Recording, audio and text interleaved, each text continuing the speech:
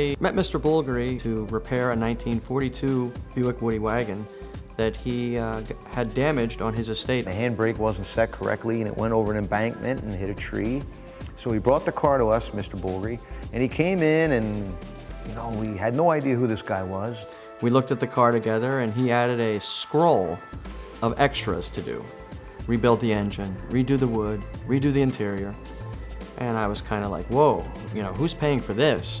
About 3 months later, I get a call. He was like, bravo, bravo, Keith. The car was never so beautiful. He wanted to have a meeting with me. I'll never forget it when I pulled up to 735th Avenue and I get out and it was like, uh-oh, his name's on this building.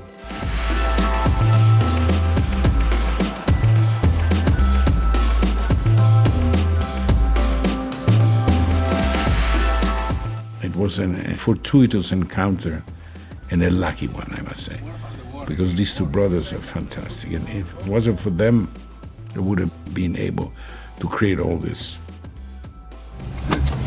That car is a dream. It's a dream, that car. I was always very fascinated by the history of this country. The story of the American automobile between 1910 and 1940 is just immense. We're talking about 2,600 brands.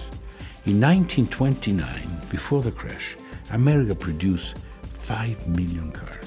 You know what it produced the rest of the world? 10%. That's it. We're trying to recuperate the memory of this by collecting the everyday cars that Americans drove to work. Studebaker, Hudson, Nashs, Oldsmobile, Pontiac, Plymouth, they were just the fabric of America. And the involvement between automobile, music, and film is just incredible.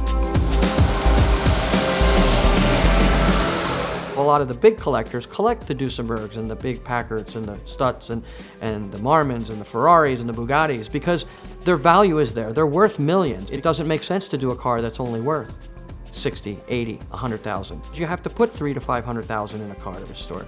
It doesn't matter what the car is, but to do it for the love and the preservation, saving history is truly what you're investing in.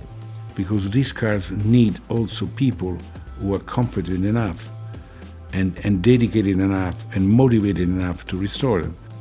And that's our goal.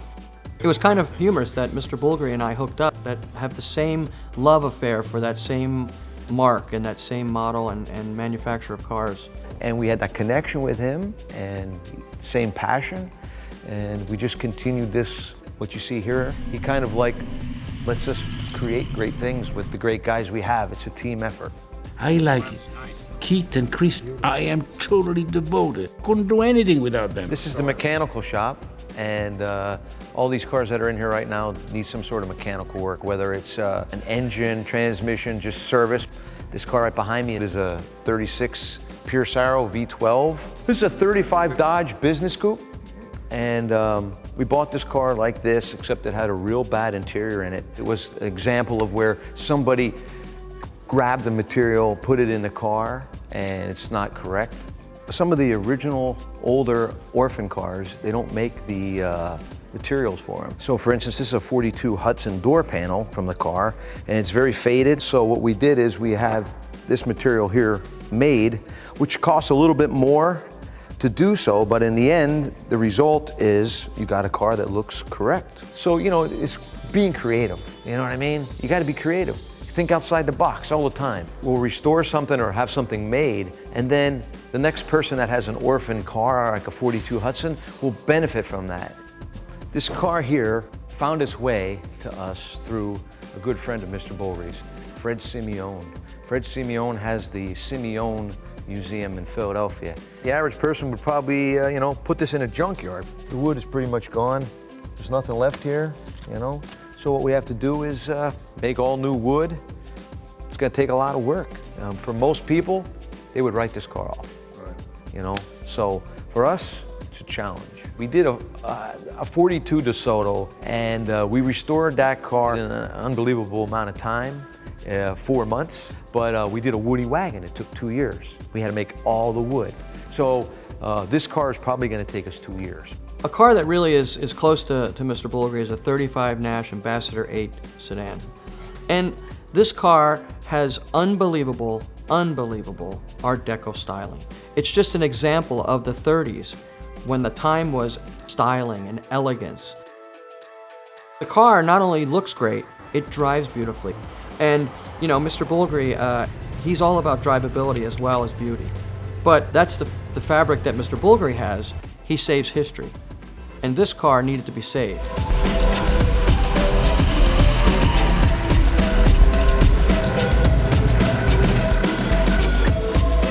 We like to preserve the history of this car.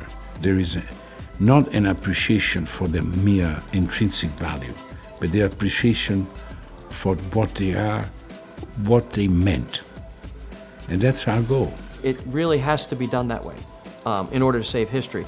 And, you know, I'm very honored to be able to do that with Mr. Bulgari because he gets it, you know, and for a European, an Italian, to be restoring all of these cars for America is truly heartfelt to me.